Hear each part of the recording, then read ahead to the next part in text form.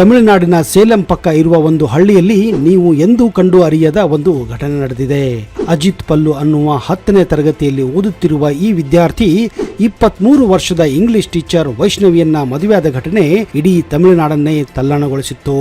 ಆದರೆ ಈ English teacher ಈ 10ನೇ ತರಗತಿಯಲ್ಲಿ ಓದುತ್ತಿರುವ ಹುಡುಗನನ್ನ ಯಾಕೆ ಮದುವೆ ಆದಳು ಅನ್ನುವ ಕಾರಣ ಕೇಳಿದರೆ ನಿಜಕ್ಕೂ ನೀವು ಬೆಚ್ಚಿ ಬೀಳುತ್ತೀರಾ.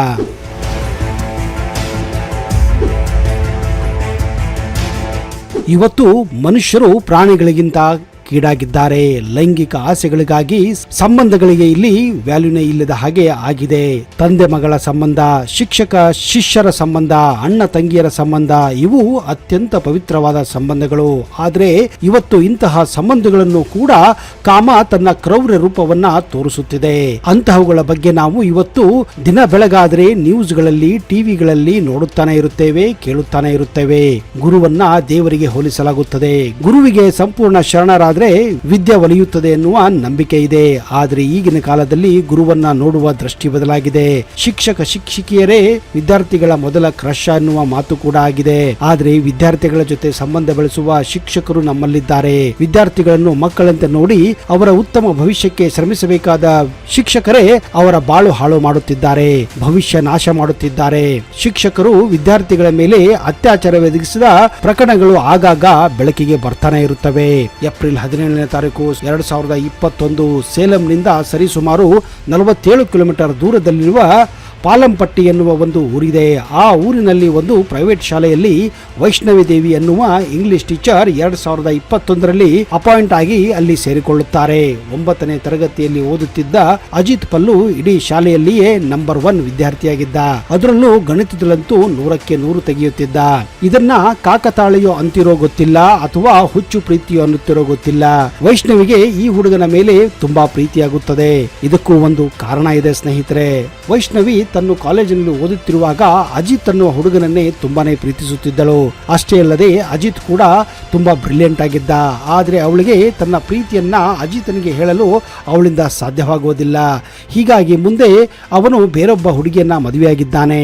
ಆದರೆ ವೈಷ್ಣವಿ ಮಾತ್ರ ಅಜಿತ್ನ ಗುಂಗಿನಲ್ಲಿಯೇ ಯಾವಾಗಲೂ ಇರುತ್ತಿದ್ದಳು.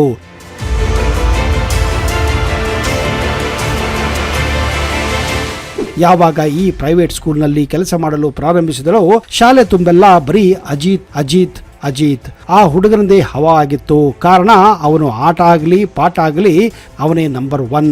ಪದೇ ಪದೇ ಅಜಿತ್ ಅನ್ನುವ ಹೆಸರು ಕೇಳಿ ವೈಷ್ಣವಿಗೆ ಹೃದಯದ ಬಡಿತ ಹೆಚ್ಚಾಗುತ್ತಿತ್ತು. ವಿಚಿತ್ರ ಏನಂದ್ರೆ ಅವಳಿಗೆ ಗೊತ್ತಿಲ್ಲದ ಹಾಗೆ ಆ ಚಿಕ್ಕ ಹುಡುಗನ ಮೇಲೆ ಅವಳಿಗೆ ಪ್ರೀತಿ ಕೂಡ ಪ್ರಾರಂಭವಾಗಿದೆ. ಮುಂದೆ ಅಜಿತ್ 10ನೇ ಕ್ಲಾಸಿಗೆ ಬಂದಾಗ ವೈಷ್ಣವಿ 10ನೇ ತರಗತಿಯ ಕ್ಲಾಸ್ ಟೀಚರ್ ಕೂಡ ಆಗಿದ್ದಾಳೆ.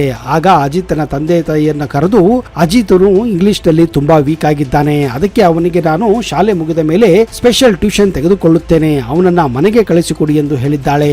ವೈಷ್ಣವಿ ಅದೇ ಹಳ್ಳಿಯಲ್ಲಿ ಚಿಕ್ಕದೊಂದು ಮನೆ ಮಾಡಿಕೊಂಡು ಒಬ್ಬಳೇ ಇರುತ್ತಿದ್ದಳು. ಅವಳ ತಂದೆ ತಾಯಿ ಸೇಲಂನಲ್ಲಿ ವಾಸವಾಗಿದ್ದಾರೆ. ಆಯಿತು ಎಂದು ಅಜಿತನ ತಂದೆ ತಾಯಿಗಳು ಅಜಿತನನ್ನ ವೈಷ್ಣವಿ ಹತ್ತಿರ ಟ್ಯೂಷನ್ಗೆ ಕಳಿಸಿದ್ದಾರೆ. 10ನೇ ತರಗತಿ ಅಂದ್ರೆ ಯೌವನದ ಹೊಸ್ತಿಲಲ್ಲಿ ಇರುವಂತಹ ವಯಸ್ಸು. ಪ್ರತಿದಿನ ಪಾಠಕ್ಕೆಂದು ಹೋಗುತ್ತಿದ್ದ ಅಜಿತ್ ಹಾಗೂ ವೈಷ್ಣವಿ ನಡುವೆ ಕುಚ್ಚು ನಡೆದಿದೆ. ಅಜಿತನಿಗೆ ಟೀಚರ್ ಮೇಲೆ ಕೂಡ ಪ್ರೀತಿ ಆರಂಭವಾಗಿದೆ. ಮುಂದೆ 2 ತಿಂಗಳಲ್ಲಿ ಇಬ್ಬರಿಗೂ ಅಗಾಧವಾದ ಪ್ರೀತಿ ಉಂಟಾಗಿದೆ. ತದನಂತರ ಏಪ್ರಿಲ್ 13, 2022ರಂದು ಇಬ್ಬರು ಓಡಿ ಹೋಗಿ ಊರ ಹೊರಗೆ ಇದ್ದಂತಹ ದೇವಸ್ಥಾನದಲ್ಲಿ ಮದುವೆ ಕೂಡ ಆಗಿಬಿಟ್ಟಿದ್ದಾರೆ. ಇದು ಇಡೀ ಶಾಲೆಯಲ್ಲಿ ಅಲ್ಲದೆ ಇಡೀ ಊರಿಗೆ ಅಲ್ಲದೆ ತಮಿಳುನಾಡಿದಂತ ಸುದ್ದಿಯನ್ನೇ ಮಾಡಿತ್ತು. ವಿಷಯ ತಿಳಿಯುತ್ತಿದ್ದ ಹಾಗೆ 2 ಕಡೆಯ ತಂದೆ ತಾಯಿಗಳು ಓಡಿ ಬಂದಿದ್ದಾರೆ. ವಿಚಿತ್ರ ಕಂಡು ಅವರು ಕೂಡ ದಂಗಾಗಿ ಹೋಗಿದ್ದಾರೆ. ಆದ್ರೆ ಅವರಿಬ್ಬರ ಪ್ರೀತಿ ಕಂಡು ಮದುವೆಗೆ ಕೂಡ ಒಪ್ಪಿಗೆ ಕೊಟ್ಟಿದ್ದಾರೆ. ಆದ್ರೆ ಅಜಿತ್ ಪಲ್ಲು ಇನ್ನು ನಾಬಾಲಿಕ.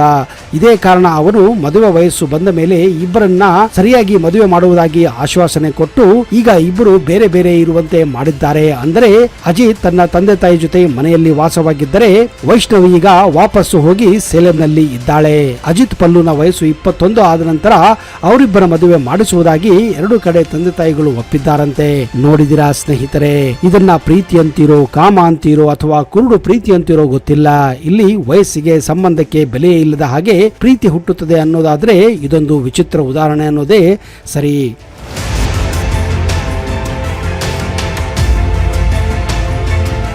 ಇನ್ನು ಈ ಕತೆ ಕೇಳಿ.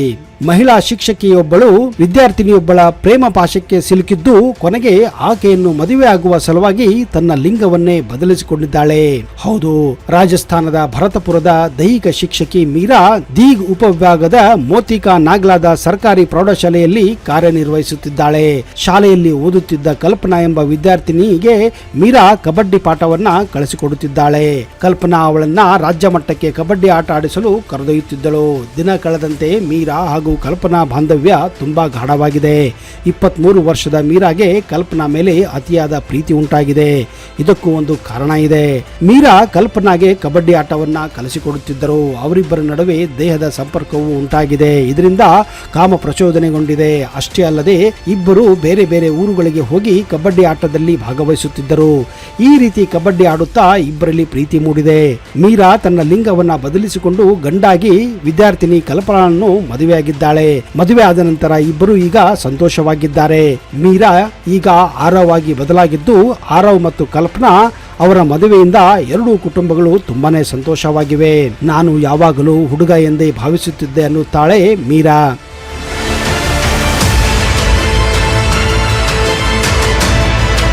ಮೊದಲಿನಿಂದಲೂ ಹುಡುಗನ ಹಾಗೆ ವರ್ತಿಸುತ್ತಿದ್ದ ಮೀರಾ ಯಾವಾಗ ಕಲ್ಪನಾಳನ್ನ ನೋಡಿದ್ದಾಳೋ ಆವಾಗ ಅವಳಿಗೆ ಲಿಂಗವನ್ನ ಬದಲಿಸಬೇಕೆನ್ನುವ ಆಸೆ ಹುಟ್ಟಿದೆ. ಮೊದಲಿನಿಂದಲೂ ಲಿಂಗ ಬದಲಿಸಬೇಕೆಂದುಕೊಂಡಿದ್ದೆ. 2012ರಲ್ಲಿ ಯಾರೋ ಲಿಂಗ ಬದಲಿಸುತ್ತಾರೆ ಎನ್ನುವ ಸುದ್ದಿಯನ್ನ ಕೇಳಿದ್ದೆ. ಆಗಿಂದಲೇ ಇದೆಲ್ಲ ಹೇಗೆ ನಡೆಯುತ್ತದೆ ಎಂದು ಯೋಚಿಸುತ್ತಿದ್ದೆ. ಆಮೇಲೆ ಹಲವಾರು ನ್ಯೂಸ್ ಪೇಪರ್ಗಳಲ್ಲಿ ಹಾಗೂ ನ್ಯೂಸ್ ಚಾನೆಲ್ಗಳಲ್ಲಿ ಇದರ ಬಗ್ಗೆ ಕೇಳಿದ್ದೆ. ಆಮೇಲೆ ಯೂಟ್ಯೂಬ್ ಮೂಲಕ ಇದರ ಸಂಪೂರ್ಣ ಮಾಹಿತಿ ತಿಳಿದಿತ್ತು. ದೆಹಲಿಯಲ್ಲಿ ಲಿಂಗ ಬದಲಾವಣೆ ಶಸ್ತ್ರಚಿಕಿತ್ಸೆ ಮಾಡುವ ವೈದ್ಯರಿದ್ದಾರೆ ಎಂದು ಗೊತ್ತಾಗಿ ನಾನು ಅಲ್ಲಿಗೆ ಹೋಗಿ ಒಮ್ಮೆ ಅದರ ಬಗ್ಗೆ ಸಂಪೂರ್ಣವಾದ ಮಾಹಿತಿಯನ್ನು ಕೂಡ ಪಡೆದುಕೊಂಡು ಬಂದಿದ್ದೆ. 2019ರಿಂದ ಚಿಕಿತ್ಸೆ ಪ್ರಾರಂಭವಾಗಿತ್ತು. ಕೊನೆಗೆ ಶಸ್ತ್ರಚಿಕಿತ್ಸೆ 2021ರಲ್ಲಿ ನಡೆಯಿತು. ನಾನು ಹುಡುಗಿಯಾಗಿ ಹುಟ್ಟಿದ್ದೆ, ಆದರೆ ನಾನು ಹುಡುಗಿಯಾಗಿರಲಿಲ್ಲ. ನಾನು ಯಾವಾಗಲೂ ಹುಡುಗ ಎಂದನೇ ಭಾವಿಸಿದ್ದೆ. ಆದ್ದರಿಂದ ನಾನು ನನ್ನ ಲಿಂಗವನ್ನ ಬದಲಾಯಿಸಿದೆ. ತನ್ನ ವಿದ್ಯಾರ್ಥಿನಿ ಕಲ್ಪನಾ ಅವರನ್ನ ಲಿಂಗ ಬದಲಾಯಿಸಿ ಈಗ ಮದುವೆಯಾಗಿದ್ದೇನೆ ಎಂದು ಆರವ್ ಈಗ ಹೇಳಿಕೊಂಡಿದ್ದಾನೆ. ಇದೇ ರೀತಿ ಮದುವೆಯಾದಂತಹ ಕಲ್ಪನಾ ಕೂಡ ಮಾತಾಡಿ ತನ್ನ ಶಾಲೆಯಲ್ಲಿ ದೈಹಿಕ ಶಿಕ್ಷೆಯಾಗಿದ್ದ ಮೀರಾ ಅವರನ್ನ ತುಂಬಾನೇ ಪ್ರೀತಿ ಮಾಡುತ್ತಿದ್ದೆ. ಆದರೆ ಅವಳು ಹುಡುಗಿಯಾಗಿದ್ದರಿಂದ ಮದುವೆ ಆಗಲು ಸಾಧ್ಯವಿಲ್ಲ ಅಂದುಕೊಂಡಿದ್ದೆ. ಆದರೆ ಮೀರಾ ಅವರು ತೆಗೆದುಕೊಂಡ ಆ ದೃಢ ನಿರ್ಧಾರದಿಂದ ಲಿಂಗ ಬದಲಾಯಿಸಿಕೊಂಡು ಈಗ ಇಬ್ಬರು ಹುಡುಗ ಹುಡುಗಿಯಾಗಿ ಮದುವೆಯಾಗಿದ್ದೇವೆ ಎಂದು ಸಂತೋಷದಿಂದ ಹೇಳುತ್ತಾಳೆ.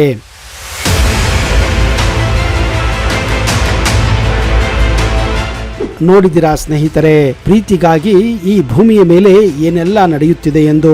ಇಂತಹ ಸುದ್ದಿಗಳು ಕೇವಲ ಒಂದಲ್ಲ ಎರಡಲ್ಲ, ಇಂತಹ ಸುದ್ದಿಗಳು ಸಾವಿರಾರಿವೆ. ಅಂತಹ ಇನ್ನಷ್ಟು ಕೆಲವು ರೋಚಕ ವಿಷಯಗಳನ್ನ ಬರುವ ಸಂಚಿಕೆಯಲ್ಲಿ ಕೊಡುತ್ತೇನೆ. ಈ ಘಟನೆಗಳ ಬಗ್ಗೆ ನಿಮ್ಮ ಅನಿಸಿಕೆಯನ್ನು ದಯವಿಟ್ಟು ಕಮೆಂಟ್ ಬಾಕ್ಸ್ ಅಲ್ಲಿ ಹಾಕಿ. ಅಲ್ಲಿಯವರೆಗೆ ಜೈ ಹಿಂದ್, ಜೈ ಕರ್ನಾಟಕ. ನಿಮಗೆಲ್ಲ ಶುಭವಾಗಲಿ.